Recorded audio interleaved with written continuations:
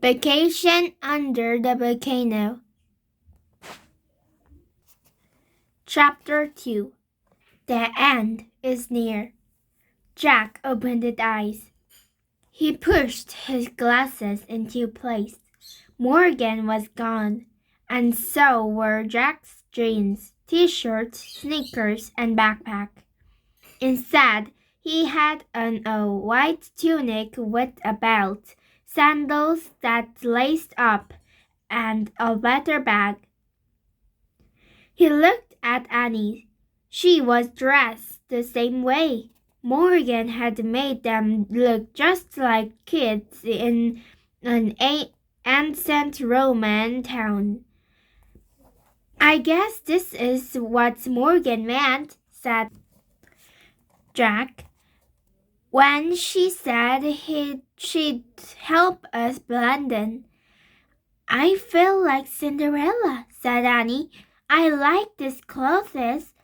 Yeah, said Jack, although he felt a little as if he was wearing a dress. Annie looked out the window. It's pretty here, she said. Jack looked with her. They had landed in a grove of trees, and one side of the grove rose a gentle-looking mountain. On the other, a town sparkled in the sunlight. I wonder where we are, said Jack. He opened the book about Roman times. He read aloud. Almost 2,000 years ago, on August 24th, A.D. 69, the seaside town of Pompeii was a typical Roman town. Many Romans went there on their vacation. They built large houses called villas and planted groves of olive trees along the slopes of a mountain called Mount Vesuvius. Annie kept looking out the window as Jack pulled out his notebook and pencil. He wrote, Vacation in Pompeii, August 24th, A.D. 79. Houses called villas. Jack looked out the window again. It does look like a nice place to go on vacation, he said. We must have landed in one of the olive groves, said Annie. Yeah, and that town must be Pompeii, said Jack. He looked in the opposite direction. And that mountain must be Mount Vesuvius. Annie shivered. That name sounds scary, she said. Really? Said Jack. Not to me. He looked down at his notes. Hey, did you feel that? Said Annie. What? Jack looked up. The ground shook. I heard it rumble. Rumble, too, said Annie. Jack frowned. I think you were just dreaming again, he said. No, I wasn't, said Annie. Something feels wrong about this place. I really think we should go home now. Are you nuts? Said Jack. We have to find that last story of Morgan. Besides, I've always wanted to see a Roman town. He threw his notebook and the Roman book into his leather bag. Then he went down the rope ladder. Come on, he called when he stepped onto the ground, and he just stared down at him. Don't be a chicken, he said. He pushed his glasses into place. Come on, it will be fun. Annie still didn't move. What's wrong with her? Jack wondered. Usually, I'm the worried one. Come on, he pleaded.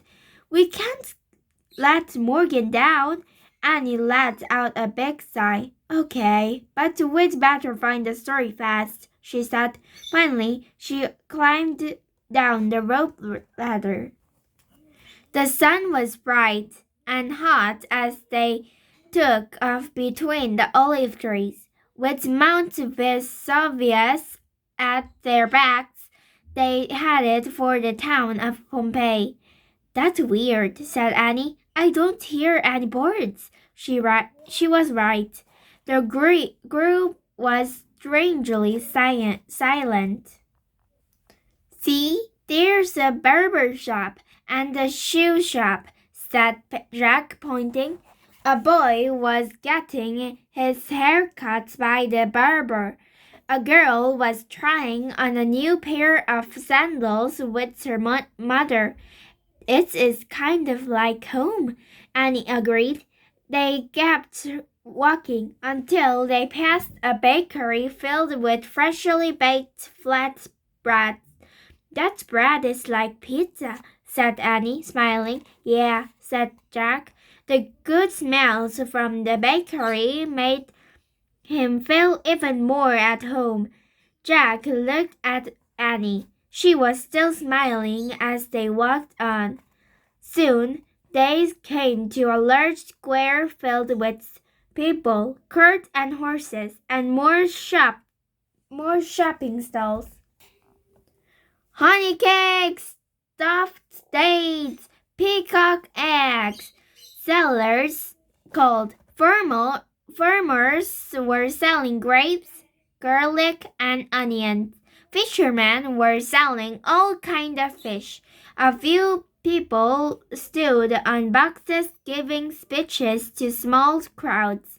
Hey, I bet this is the forum, said Jack. He reached in his bag for his book. He flipped through it until he found a picture of the square. He read, the center of a Roman town was called a forum. The forum was the main place where people met to sell goods and discuss policy.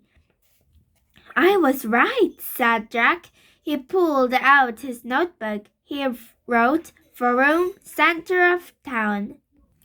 Jack, whispered Annie. Jack! She tugged on his tunic. Look! Jack glanced up. Annie nodded towards an old woman who was staring straight at them. She wore a black cloak. Her gray hair was tangled and wild. She seemed to be missing her teeth. The woman pointed a bony finger at Jack and Annie. The end is near, she said in a raspy voice. Go home, strangers. Yikes, said Annie. We'd better get away from her, said Jack, before people wonder who we are. He put away his notebook. Then he and Annie hurried away. The old woman cackled behind them.